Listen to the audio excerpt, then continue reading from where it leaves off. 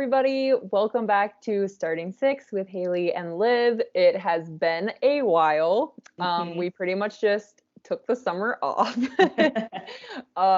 No, life got busy and weekdays got busy, weekends stayed busy.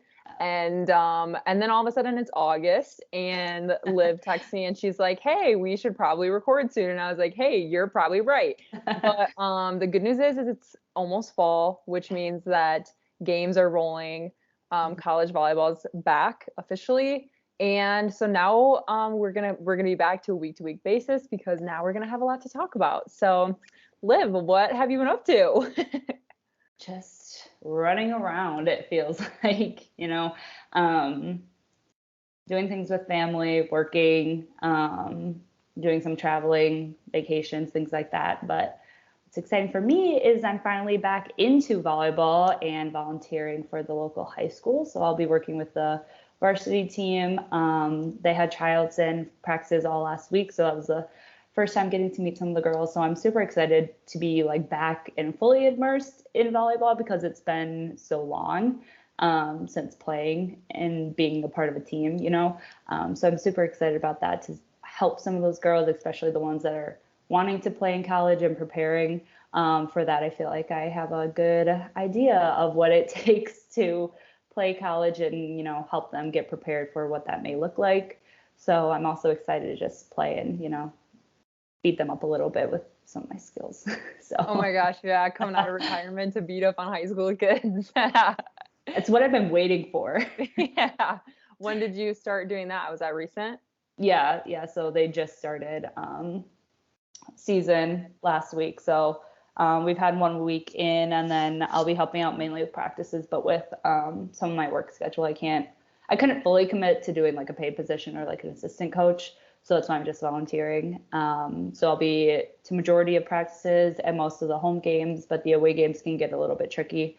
So yeah, I just reached out to the coach and kind of took her forever to respond to me, but it worked out. So I'm excited to do that, and it'll take up a lot of time, but I think it'll be cool to get the coaching perspective and just kind of see what my coaching style is like, because I have this idea of how good of a coach I could be, but I don't actually know if I am, because we've only done little kid camps, I've never really worked with good experienced players for a long time, I should say, doing it every once in a while. So it'll be interesting, but it'll be exciting just to kind of see how I feel about the whole coaching aspect, to see if that's something that I would want to pursue, club or high school or grade school at any point, to see how that goes. So.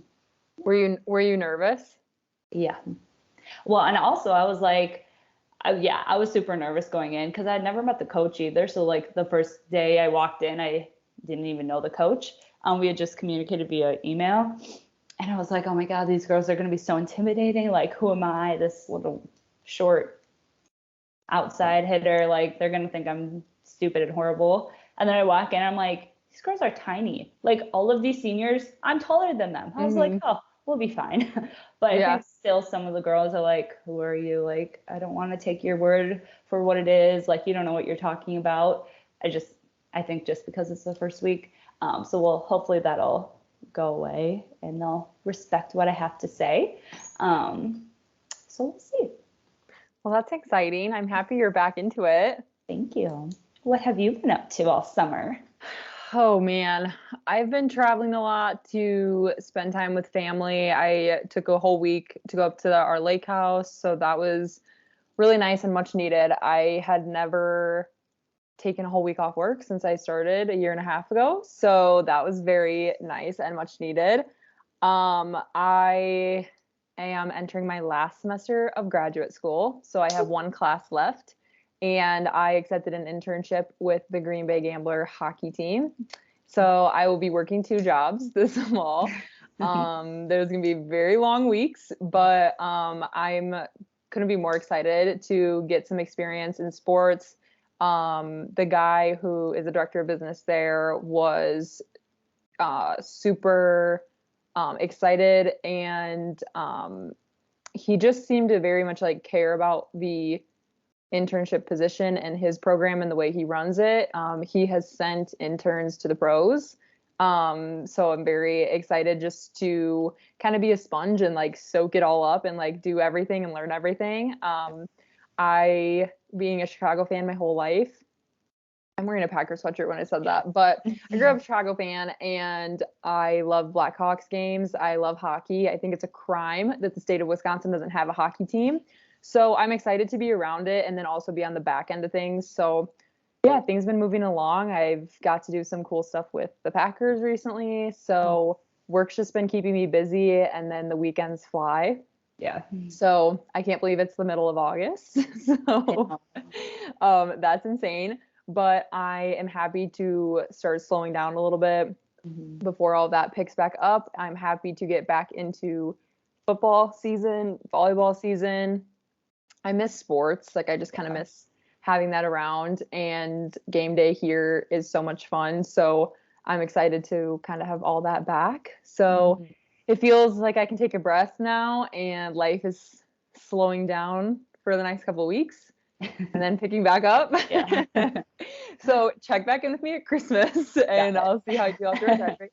No, yeah, so that's been keeping me really busy.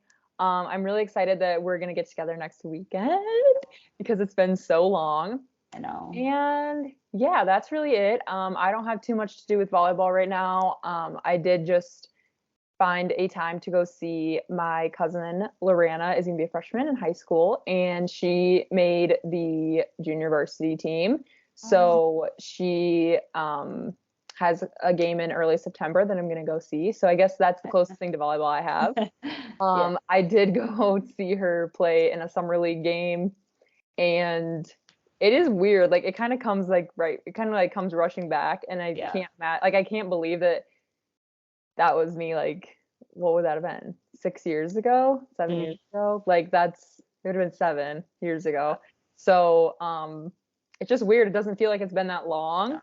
But yeah, you're right. Like they seem so small, and like when I was playing, it didn't seem like that. No. And they all just seem so small and young, and it was just kind of a weird feeling. But it was cool. It's cool to share that with her. Me and my younger sister and her have that in common, and we talk about it. And it's been fun to watch her grow and grind and everything. So that's what the closest thing to volleyball I have right now. Besides obviously keeping up with college, but yeah, so just busy life. But there's been lots of exciting things happening in the volleyball world. So it's nice to have our first episode after our little hiatus be one that has all kinds of stuff. So we decided to sift through it by doing some top threes in some of our predictions, what we're looking forward to as season kicks off. A lot of teams started doing scrimmages, either versus each other or versus kind of an exhibition match against another team. Some teams were traveling, some teams were hosting for the first time for the year. So they're kind of getting a feel for, the fans are excited to be back, and they're filling these arenas already. And so it's cool to see. It's kind of just building the hype a little bit this past weekend, I guess I should say. So we're going to touch a little bit on that. And then Liv and I each came up with top threes for players, teams, and upcoming matches. So we're going to get into that. Yes. We would be remiss not to mention, last week, the Big Ten released an article about all the games that a Big Ten team will be playing in and where you can watch them for free. So it's on TV. So no Big Ten Plus, no ESPN Plus. These are games on TV. There are 64 Big Ten matches on TV this year. Last year was 55. So this is a record-breaking year. Last year was a record-breaking year, so just climbing. And even though it's only 9 more games, that's a huge difference. That's 9 more time slots that college volleyball is taking up compared to other sports. Yeah. And it's just showing that the demand for it is there. Yeah. And so I think that's really exciting. Yeah. When I was watching the Nebraska scrimmage, the red versus white, they were talking about how much more airtime that volleyball is getting.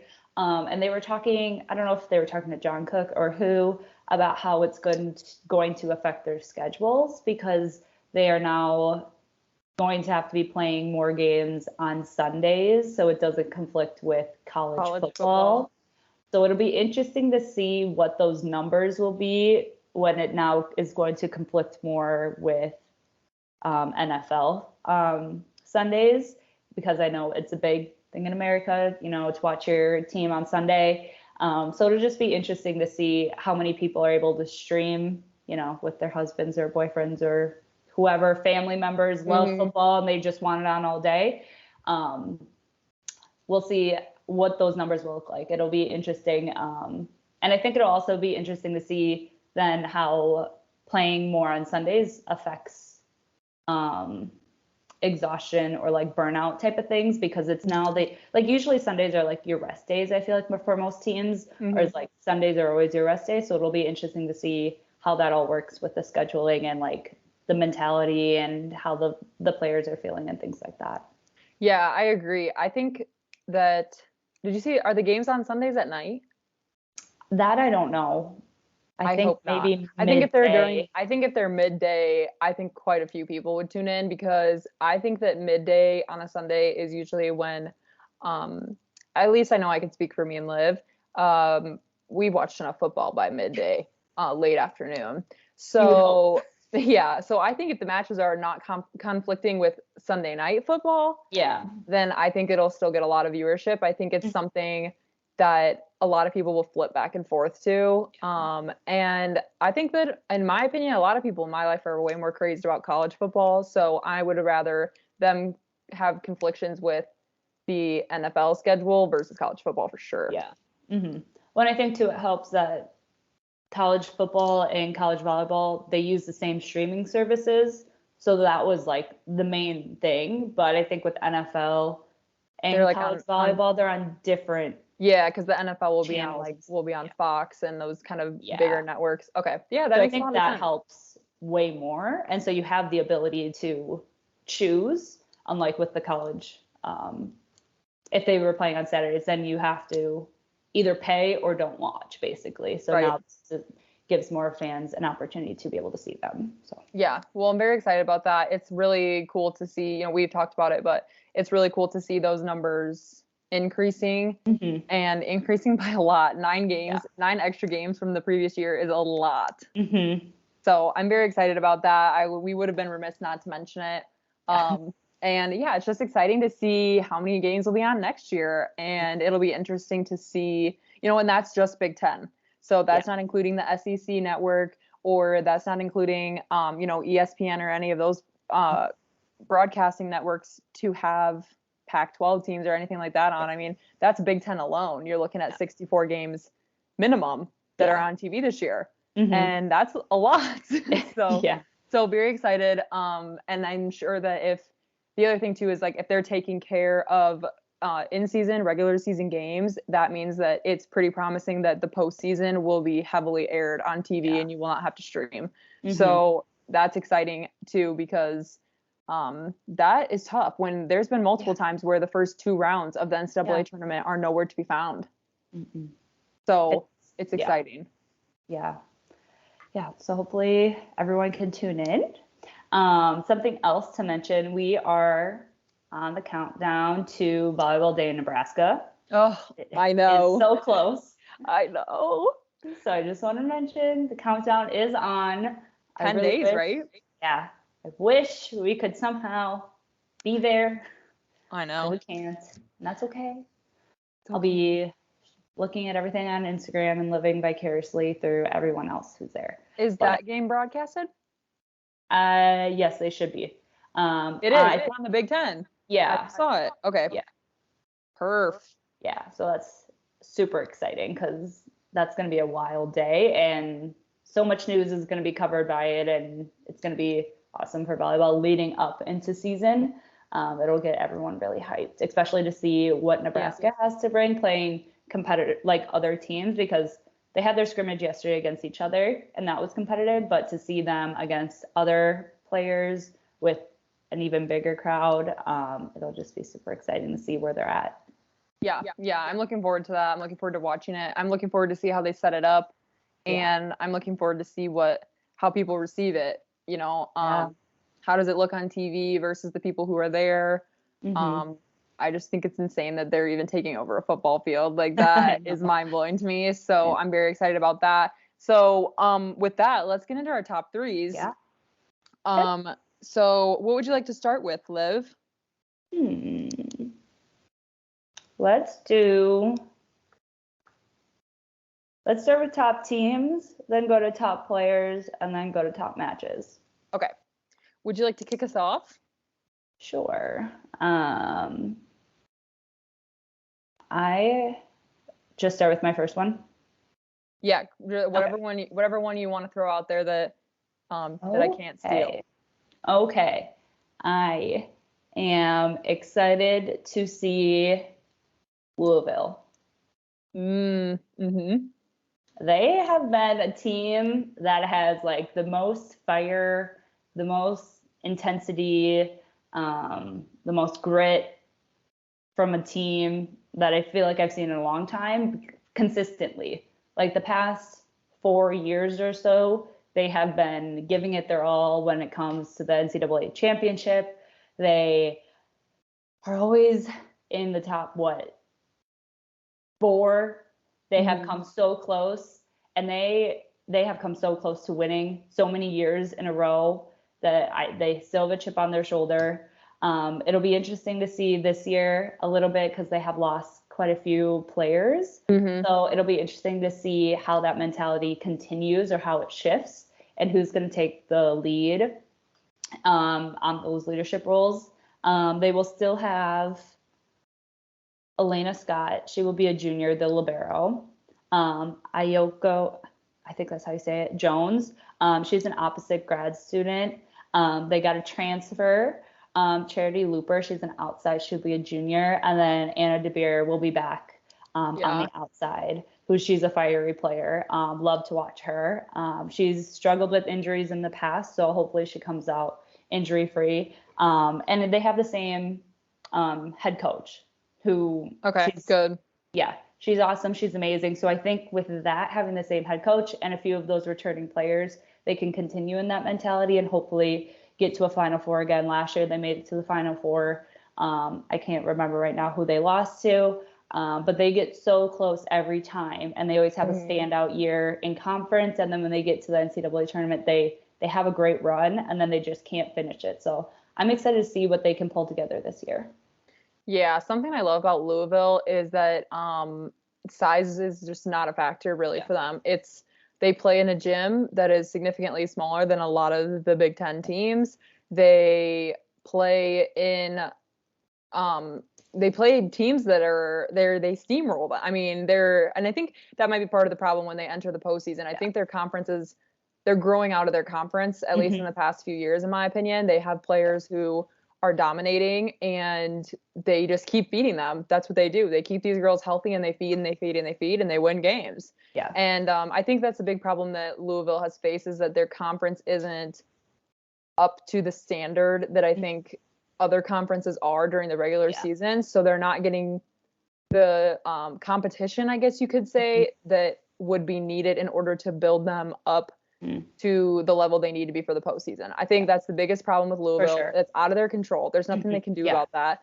And it hasn't always been this way. It's really been the past, 3 years that they've been experiencing this. So it's not like you can just jump conferences. But I do think that that's a big problem. I would like to see, and I'm not sure how this works from the inside, but it would be interesting to see how many non-conference games Louisville could grab to play Big Ten, SEC, play other teams that you have a gut feeling you're probably going to see in the postseason.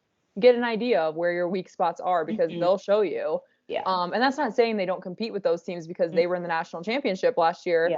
But in terms of pushing to be that, to cross the finish line, I think that that's something that they struggle with, and that's kind of out of their control. For sure. Yeah, I totally agree with that. Yeah. All right, cool. I'll jump. Okay, I'm gonna go off of the cusp a little bit. Okay. I have two that I would say are pretty predictable. So I'm gonna toss my wild card in, so we can start this off with a bang. I'm going with Pitt. I was thinking about Pitt, and I had it in my head. I was like, I never watch them. I never hear about them in normal season, in conference, and then they come into the tournament and they blow people out of the water. They are so competitive every year, and I'm like, where did they come from? Right. So that was my thought process as well. They are a team I do not watch. I don't watch them. I really don't. Like, I don't see their name and go, ooh, I should tune into that. However, when I want to watch Wisconsin or Nebraska or teams that I keep up with more heavily and they happen to be playing Pitt, I go, why don't we watch Pitt more? Because they are very good. They always have an insane defense. Their defense, when they played against Wisconsin last year, I believe, their defense is insane. They picked up everything. And when you're playing against teams that have such a strong offense and you're not letting them score, that is a testament to your defense. So I think they're the underdogs. I think they're underrated. I think they deserve more of the spotlight. So what really captivated me was the American Volleyball Coaches Association, the AVCA. They put out their preseason poll, and Pitt was 5. So I said, I'm sorry. And I kept looking. So this is the 4th straight season that Pitt has started in the top 10. Wow.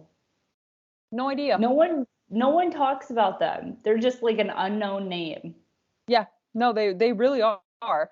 They have teams playing for like the national team. I mean, or they have players playing for the national team. I mean, and not only that, I will say, the other thing I love about Pitt is I'm obsessed with their uniform colors. Yeah. And that sounds silly, but it looks cool. It's like Florida. Yeah. They might not be like the greatest volleyball team in the nation. Damn, they look good though. They do. Like they got great colors. They have cool jerseys. They do the tank top with the sleeves, which I'm a huge fan of. And then the other thing I just wanted to mention is that they had 4 players named to the preseason All ACC team. So, and one of them's a newcomer. So I think that because they're so under at least our radar, I shouldn't say the radar, but our radar, that I think they've kind of been like slowly, it's like they've been underground and they've been like slowly building an army. Yeah. That's kind of how it feels, and like no one has any idea. And then when season starts, everybody's like, who's Pitt? Like, so so they're my wild card, and I think that they're going to be really exciting to watch. And you just have to kind of respect and appreciate the grind from them, because when they have to show up, they do. For sure. Do they still have that one outside? I don't know her name. She wears the headband. You probably know what I'm talking about. The one year she like single-handedly beat Wisconsin in the tournament. Yeah. I was like, who is this girl? She's insane. Wait, I do know who you're talking about. Hold on, let me pull the roster up. Yeah, she's a 6-row outside, and she's so good. How old do you think she is? Oh no, I can't remember if she was an senior last year or if she had one more year. So on their roster, they have an outside freshman. Wait, it's number 2. Valeria Gomez. Oh, yes. Yep, she wears the headband. Yeah, she's insane. Yeah. So she's a redshirt senior. Oh, so this is her last year? Well, she's a redshirt senior, so she probably got her COVID year. So she has one more? So she could. Oh my goodness. And she's from Puerto Rico. Yeah. Yeah, she's insane. Good. She's so good. I'm looking at them. Oh, she was one of the preseason All ACC team members. Yeah. 2nd team All-American, 4th team All-American, ACC first team, 2-time ACC Player of the Week, All East Coast Region team. I mean, she's insane. Yeah. Because they were in the Final Four last year, so I'm going with Pitt.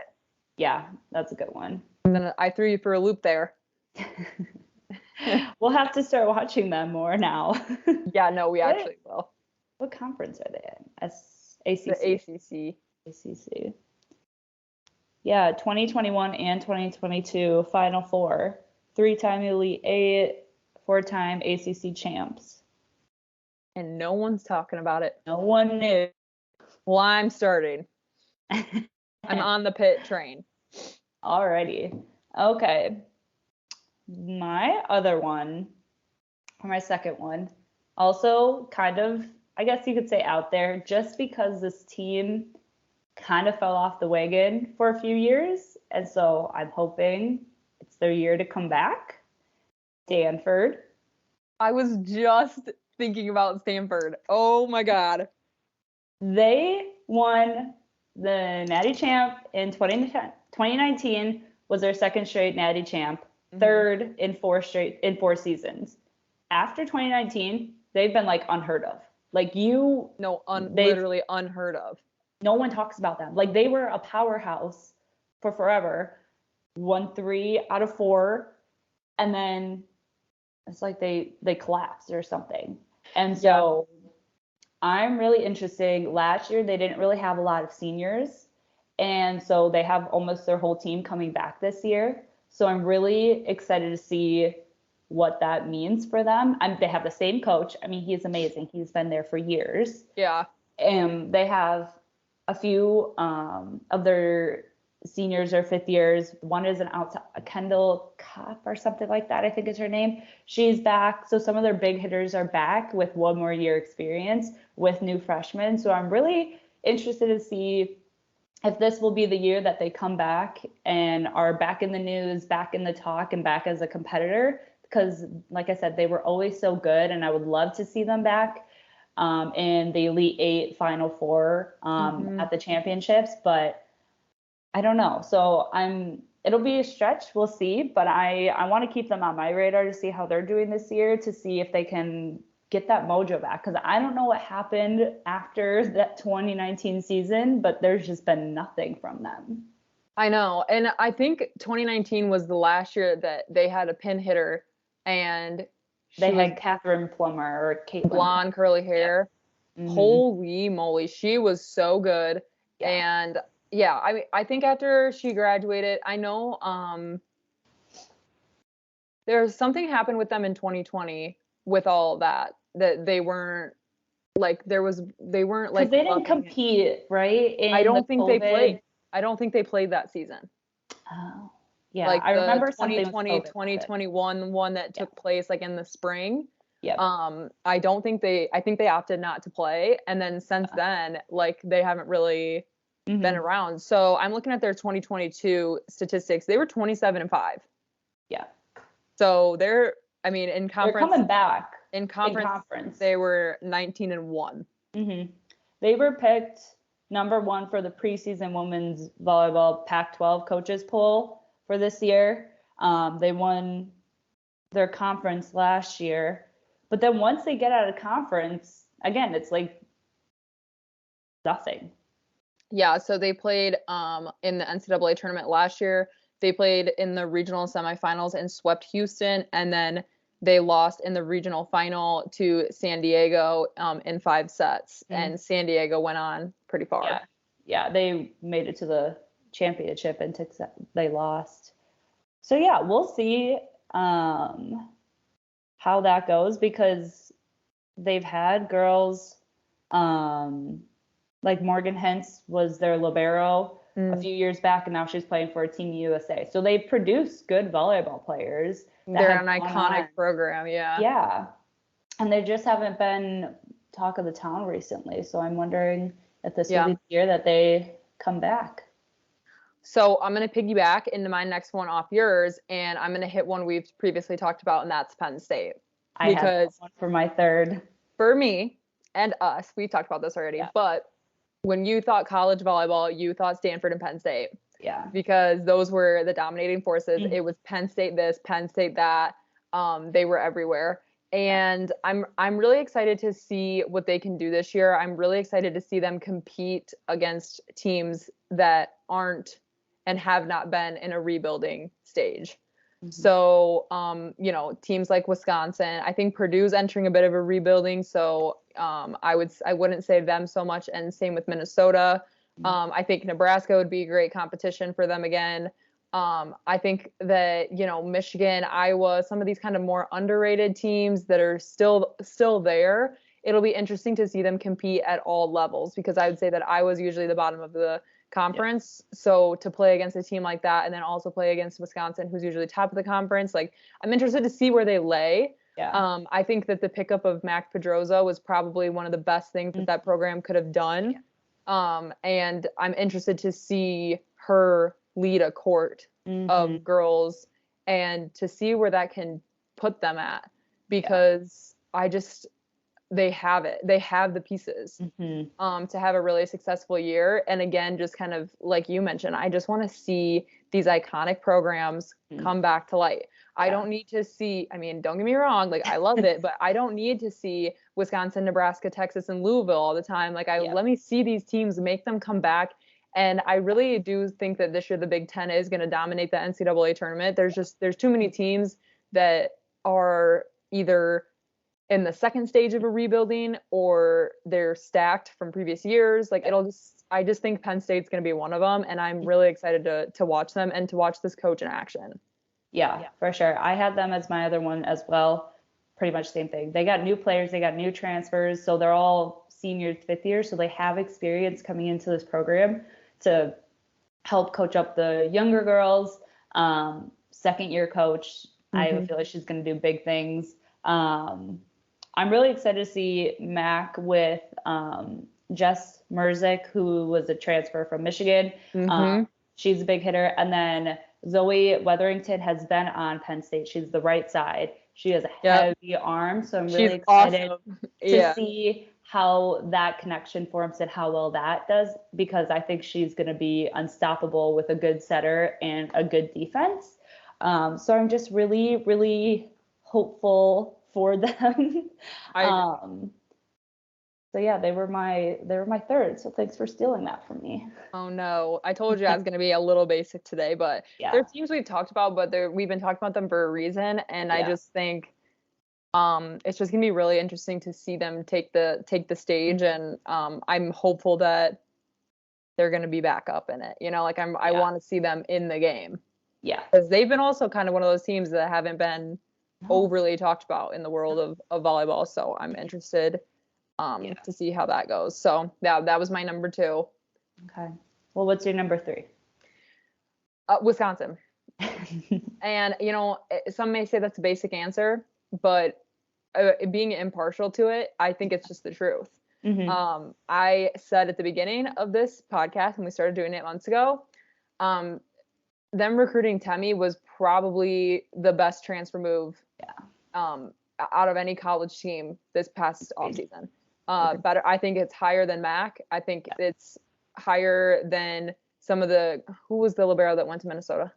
Kylie Murr. Kylie. Those were huge transfers that we talked about. I don't think they compare to Temi going to Wisconsin. And I'm not only a big fan of her in general, but I think that her playing with girls like Devin Robinson and with girls, like Sarah Franklin a little bit, like Caroline for sure, Jocelyn. Like, I think these are girls that will, like, I just feel like they're girls who will make Temi feel, because I'm not saying I know how she should feel, but from when you were watching her at Northwestern, it feels like Temi was a standalone. She carried, and she was really just kind of the glue of that team, and she was a big reason for a lot of their success. And I think that in Wisconsin, she'll be able to take less reps to preserve her, as well as still shine in the way that, like, Devin Robinson does. Yeah, I think. And then on top of the transfer, they have an entire team coming back. Carter Booth in the middle is one of the most exciting things I'm looking forward to. She's been dominating. Obviously, when you have a player like Devin Robinson, you're already pretty far up there. She's incredible. I'm looking forward to see their back row. They're coming back with the 6-2. So it just, it feels very familiar. And in my opinion, they've only added a weapon in Temi. So yeah. I definitely think they should be on everyone's watch list, like impartial to the fact that we're big fans, because Temi's one of the best hitters in the Big Ten and has been for years. And I think that in a place under Kelly Sheffield in Wisconsin, she's going to dominate. Yeah. And I think Wisconsin's also to talk about because they have so much depth in each position. You really don't know who's going to play. We had this conversation before we started recording. Who's going to be their main outside? Temi, Sarah Franklin, Julia Orzel. Who is it going to be? All three of those players can be moved throughout the front row and the back row, but then you already have three huge middles. You already have two other huge right sides. So it's like you have so much depth. You really don't know. Like we were talking, we're just dying to know what the starting lineup is going to be because there's so many possibilities. But that's what makes Wisconsin going to be so good, because if there is any player having a bad game, if there are any injuries, you will have so much depth with so much consistency that if you put one of those girls in for a replacement, it'll be fine. You won't blink an eye at how well they're going to produce and how well they're going to mesh. So I think that's one of the strengths that Wisconsin is going to have this year compared to other schools as well as compared to other years. Correct. I agree. I just, when we've kind of been analyzing some of these teams, and a lot of them are kind of moving through a rebuilding year, like I don't even think you could say this about Nebraska. They have had just such consistency. I don't know if he struck gold with recruiting all these girls back to back classes, so that he can have a dynasty for so many years. But this truly, and I will say too, this could be one of the last couple of years that we see this kind of a Wisconsin team. So I think they have a chance to go all the way this year, if he utilizes the girls the way they need to be. I'm interested to see how he moves around the front row. I think it's going to be a constant competition, and I'm actually all for it getting mixed up a little bit. If there's games where one hitter hasn't been having a couple great games, let me see her somewhere else, or let me see someone else in there. And Kelly Sheffield has the ability to do that in the lineup that he has built. So, like I said, we are obviously big fans, but I definitely think they should be on everyone's watch list. This is going to be an insane year for them. Tickets flew out. Like people are already sold out tickets. The field house is going to be an insane place to be this year. And I really think this could be a team that takes another championship. I agree. I think it'll be another, what will it be, 4-5 Pete for the Big Ten championship? I 1000% think they're taking the Big Ten championship. I think it's already clear as day. I think they will compete and other teams will be competitive against them. But I think ultimately they're just going to be such a big powerhouse that like no one's really going to come too close to ever taking that away. But we'll see. Yeah, very interested. Had to throw them in there because I'd be remiss not to. Like, I just think this is a big year for them, and they're going to be on everyone's watch list. All right, so speaking of things to watch, let's go into our players. Okay. Well, since we were already talking about her, Carter Booth. I am so excited to watch her. She is only a sophomore. Okay, she played her first year at Minnesota. She's now at Wisconsin, already doing amazing things. And, we weren't middles, but, we understand what it takes to be a middle, and she has it all. She has such a huge dominant block in the front row. She is quick. She has a strong, fast arm, and she's young. Like, that's going to help Wisconsin so much. She's versatile. I am so excited to see her. I think it'll be a breakout year for her. I think she's going to get a lot of honors. I think she's going to get a lot of playing time. She's going to be one of the dominant players, and I think she has a lot of fire too. So she's going to bring some good energy to the court. Yeah, she's nothing but an addition to an already humongous front row. I mean, I'd say Julia's probably one of the shorter hitters, but when you're putting Carter next to Temi, you're putting her next to Sarah, you're putting her next to Devin, you're putting her next to Anna, that is a insane block. Yeah. She's humongous. Around it. Yeah, she's going to be great. I think, the middles at Wisconsin are big shoes to fill, and they have been for a very long time. And, with Dana Recchi and Danielle Hart, I mean, you're that's a big shoes to fill in the middle at Wisconsin. So I think she has what it takes, and I'm also very excited to watch her. It's nice that she's young. I feel like that the middle position, I think you need some consistency in, and in the previous years that's shown to be a strength for Wisconsin. So I'm glad they have her, and I'm excited to see her as well. Mm-hmm. All right. So my first one's going to be Harper Murray out of Nebraska. Mm-hmm. So she was Gatorade Player of the Year. She was probably one of the top recruits in her class, if not the top recruit in her class. She's a 6'2" outside and will be a true freshman at Nebraska this year. She played in the scrimmage. I did not get to watch the scrimmage, but I was looking at clips they posted. She gives me very much Kenzie Knuckle vibes. Like, she has kind of that same energy. Yeah. And I think that there's a very good chance she's going to be in a starting lineup. She's a huge recruit for them. I think that her getting to play with seasoned players like Allie Batenhorst is a huge thing for her in order to, you know, kind of like we've talked about before, being a freshman anywhere, you have to kind of recalibrate a little bit, like catch up with the pace, catch up with the plays that you run, catch up with getting used to all. I mean, you're 18 years old and you're playing with, at this point, 24-year-olds.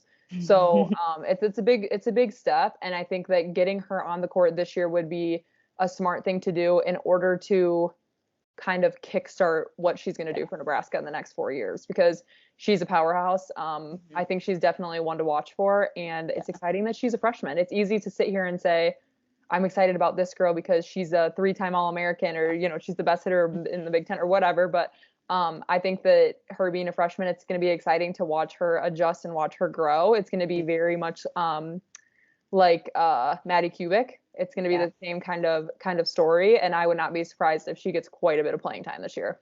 Yeah, she watched a little bit of her playing at the scrimmage. She played all the way around.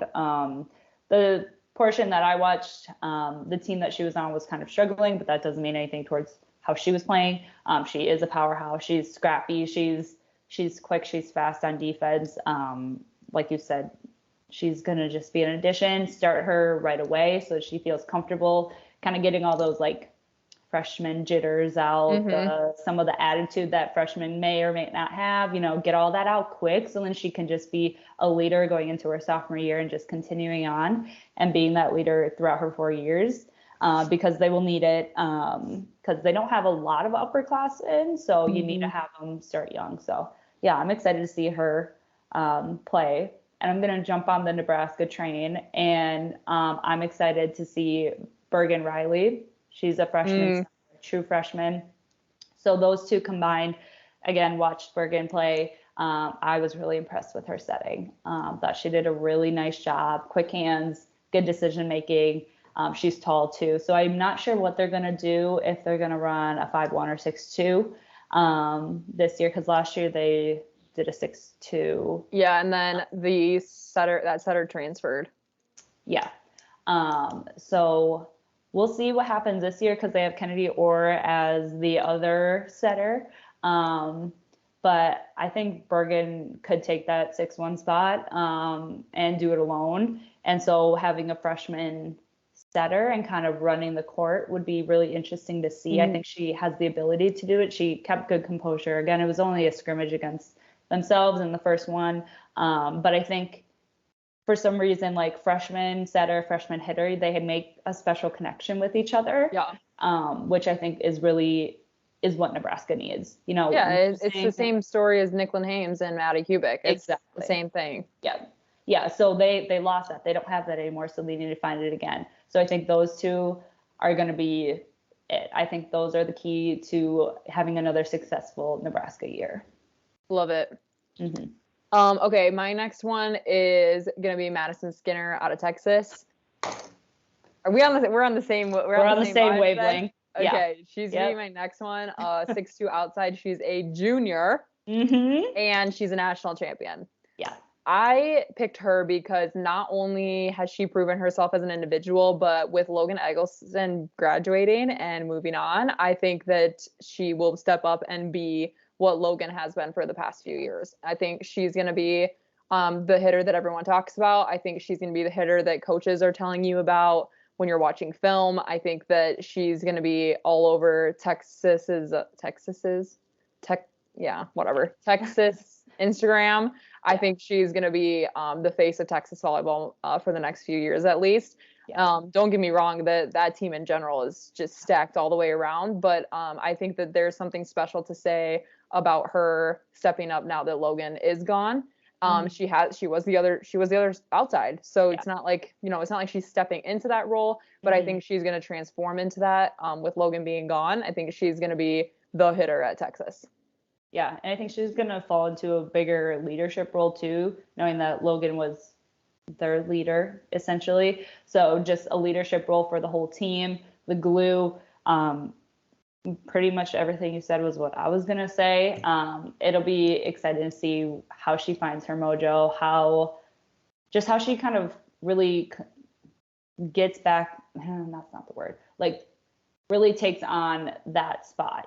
She always had, well, for the past 2 years or year, she had Logan to she was kind of, not that she was meaning to hide behind Logan, but that's just how it happened. It was Logan was the face, and then it was Maddie Skinner behind her. So I'm really excited to see how she's going to flourish with her being like, she's an upperclassman. Yeah, she's an upperclassman now. I think she's going to be one to watch for. I think Texas is not going anywhere. That's just the way that it is. They never have. And I think that you're going to be hearing a lot of her name. So I'm very interested to see that. Yeah. Okay. Well, since you stole my third, who's your so I have two because I chose four just in case I needed an extra one. I talked about her earlier, but I had Mac Pedroza on my list. She's a fifth year 6'2" setter and a 3-time All-American. So, she should be up there. Yeah. And then lastly, I had, again, kind of predictable, but Devin Robinson, 6'2". She's a right side middle for Wisconsin. She's a true senior this year. She's a 2-time All-American. I think what makes Devin stand out from some of her numbers is just the way she plays. She gets big blocks. She's sticking her tongue out. She's kind of got like a mean mug face that she likes to pull out. She just seems to be one of those players who really enjoys where they're at and what they're doing. And it's very like intoxicating to watch. Like I want to know her. I want to be her friend. I'm just very intrigued by her and her energy on the court. I think that she's a vital piece to Wisconsin's success, not only in previous years, but in upcoming. So excited to see her. Definitely one to watch. Again, kind of predictable, but it's just the way it is. What's also so awesome about Devin is she's so versatile. You can throw her anywhere and she's going to make a play. Like you don't have to worry about her. She's a player that you don't have to worry about. She's going to do her job. She's going to come out with fire and with energy, and she's going to make it happen. And so that's what I love about her. She is very dependable. And she just has so much fun. You can really tell that she loves playing, and she loves playing on Wisconsin. And that's a testament to the program that Kelly Sheffield has created. Is like everyone wants to be there and everyone wants to be a part of the team. And you can really see that when she plays, which I love to see, is that girls are still truly loving just playing and being a part of the team. Yeah. Yep. I agree. So she was my last one. And then, again, Mac. Just insane stats. Like she's just an insane statistical player. And I think that her going to Penn State was a huge move. So I'm looking forward to that. All right, let's get into our matches. Okay. Well, we'll keep on the Penn State track right now. My top match was Penn State versus Wisconsin. Not only for the fact that I will be present for the game, but like we've said, Wisconsin's a powerhouse. It's going to be amazing. Penn State, they're climbing up the wall. So I think it's really going to show where they stand in the Big Ten, how they're going to feed off of a really good competitor going into the postseason, how their transfers and all of the new players, how they all mesh, how the coach is going to respond to such a big, heavy offensive threat like Wisconsin is. So I'm really excited to see how Penn State competes against Wisconsin because we've talked about, we know they're solid. They're a solid team. They're big hitters, good defense. So anyone really who plays Wisconsin, it'll be a competitive match. But I'm really excited to see where Penn State fits in that and how they handle such a strong team. Yeah, that's gonna be a great matchup. I do enjoy watching Wisconsin on the road. I think Penn State's going to be a tough place to play. So I'm looking forward to that. I'm looking forward to them to go up against Mac. I'm intrigued. I really am. I think that's going to be a good one. I'm excited for you to go. I think that's huge. You'll have a really fun weekend. I'm excited to hear about what the atmosphere is like in that arena. I'm very intrigued. So I'm very excited for you. And I'm looking forward to that one as well because I'm going to get the inside scoop. Yeah. All right. So my first one, kind of weird, but I'm going Purdue at Michigan. Purdue is in a rebuilding phase. They're quite young. I think that's really what it is at this point, is they're quite young. Michigan is one of those teams that good players come out of. I think it's a strong program. I just don't think they have what it takes to compete with some of the, heavy hitters in the Big Ten. And I think that's just kind of the way that it goes. But I think they have a strong program. And I think that watching Purdue in this phase against teams that are maybe in the middle to the lower part of the conference rankings, I think is going to be a testament to what Purdue is going to become. Yeah. I don't love the idea of judging where Purdue is at when they're playing teams like Nebraska, because it's different. And so I'm interested to see them play a team that usually sits in the middle of the pack and see what that looks like. Because it's going to be different this year for Purdue, I think. Yeah, I totally agree. I think it's a good matchup to see where both play in the conference, and how it'll be a competitive game for sure, because they're kind of, evenly matched as far as we know. So it'll be cool. It'll be a good match. Obviously want to see Eva Hudson do as well as she did last year. She was big freshman of the year. So it'll be interesting to see how she performs after that. That's a big title, big shoes to fill the next year going forward, how she's going to take on that leadership role being a sophomore this year. It'll be exciting to see what Purdue can do. Yeah, I'm excited. I think I'm going to kind of ease into the Purdue. Like I said, I don't really want to watch them play these teams that have remained stacked when they're in the states that they're in. So I chose Michigan because I feel like they're kind of at the same caliber in terms of building their program. And I think Michigan's kind of sneaky. I think they come in and out a little bit. So that's why I chose that match. And I'm looking forward to watching Michigan a little bit more too. I think they kind of do fly under the radar, similarly to how we talked about Pitt. So I had to make sure I got them on my list. Cool. The next match that I am looking forward to is Oregon versus Washington. Solely because those two teams are coming and joining the Big Ten in 2024. So they have one more year in their respective conference, and then they will be joining the Big Ten. So I wanted to see them two play each other to see where they lay competitively.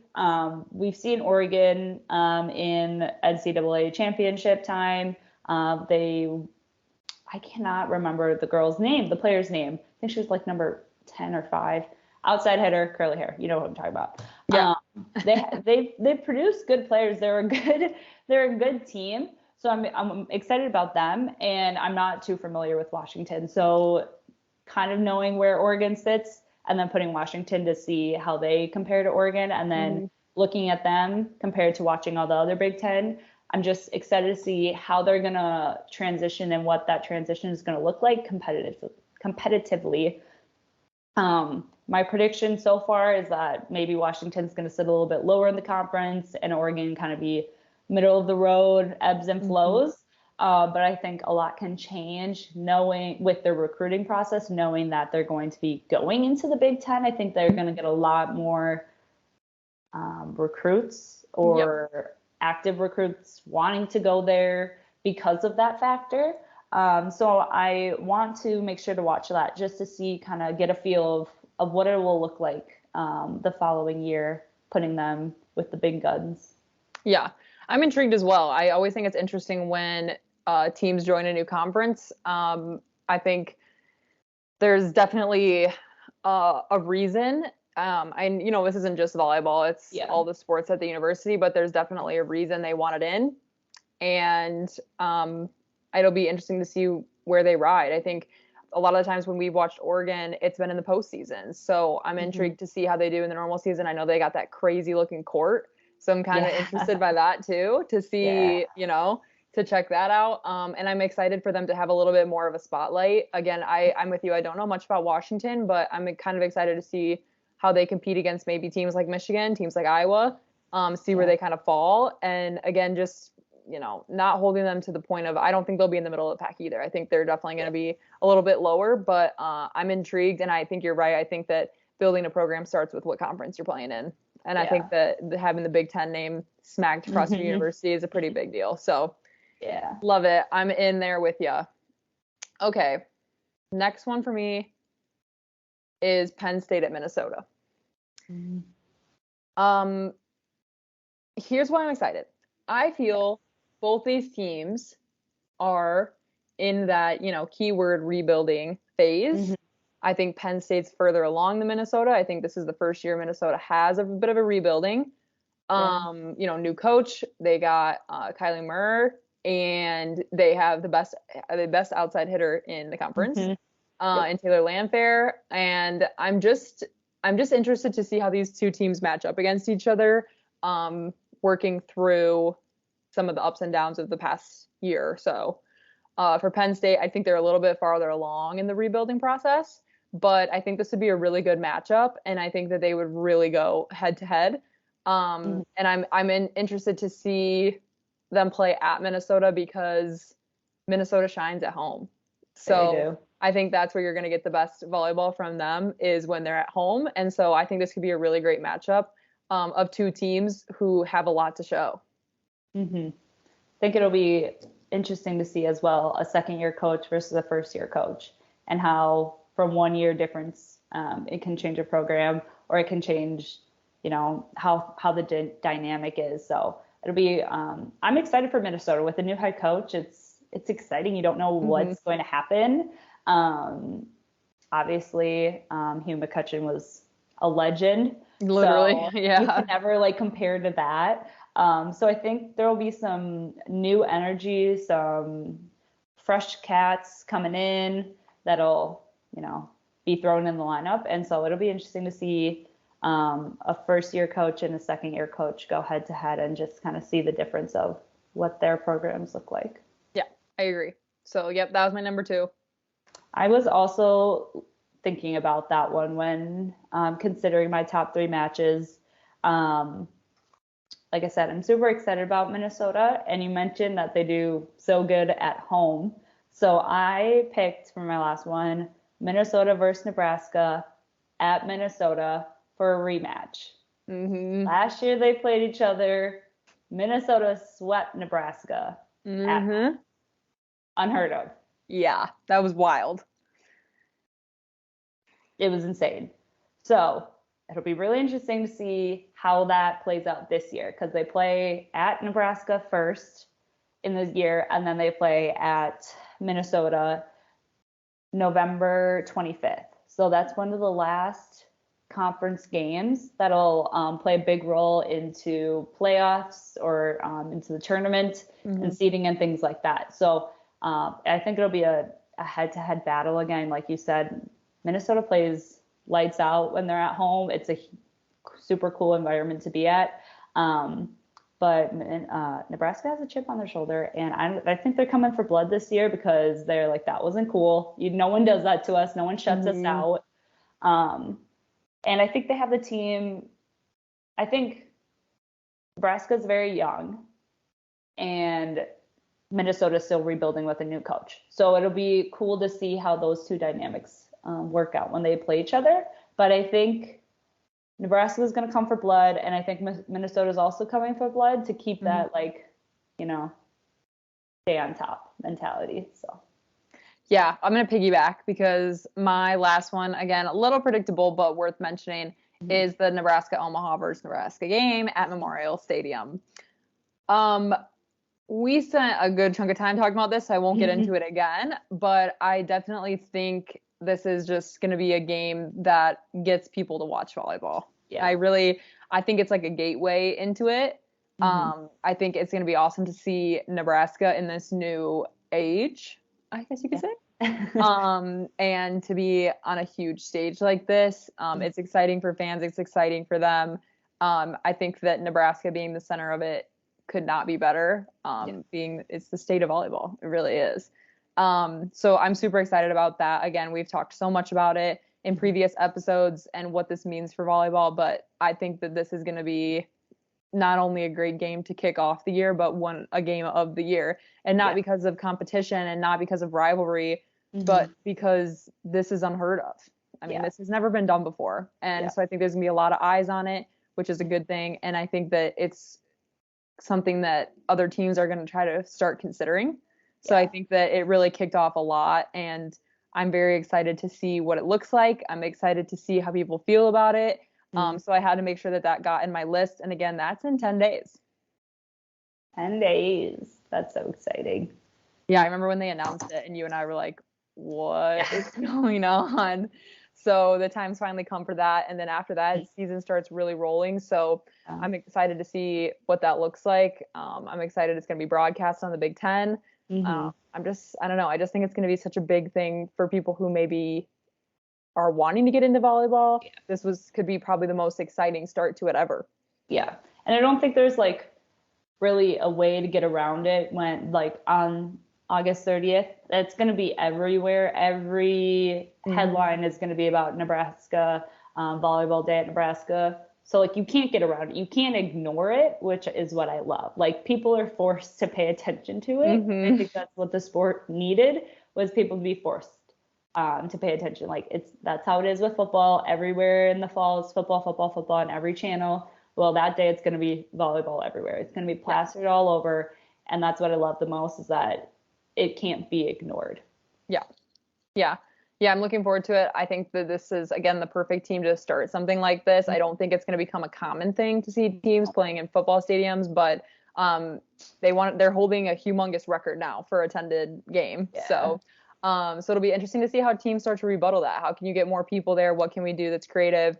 How do we draw attention to it? Because that's really what's happening. So I think that's going to be one of the biggest games of the year, strictly because of the production of it. For sure. So that's our list. Lots of information there, but a lot of exciting things coming. The next few weeks, things are really going to start to pick up. Liv mentioned she gets to go see Wisconsin at Penn State. I will be seeing Wisconsin play at Pfizer Forum in Milwaukee in a couple of weeks. I'm very excited about that. I think it's going to be cool to see them in a big arena like that, because the field house is so iconic and so loud and crammed, and bleacher seats, and it'll be cool to see them in a huge arena like Pfizer Forum. I don't think there's a lot of seats left, so I think it's going to be pretty packed. They are playing Marquette, which like I wouldn't say that's going to be like the same caliber as Wisconsin and Penn State, but to see them play on that stage, to be in that big arena, and I'm just excited I get an opportunity to go see them this year. Getting tickets at the field house is near impossible now, so I'm excited to see them on this stage, and I love Pfizer Forum, so I'm excited to get to go there too. That'll be really cool. It'll be a really cool atmosphere. It's just all Wisconsin right there, you know. You got Milwaukee, you got Madison in Milwaukee. It is. The energy is going to be game. Yeah, the energy is going to be unmatched. It's going to be crazy. You're really lucky to go to it. I'm jealous.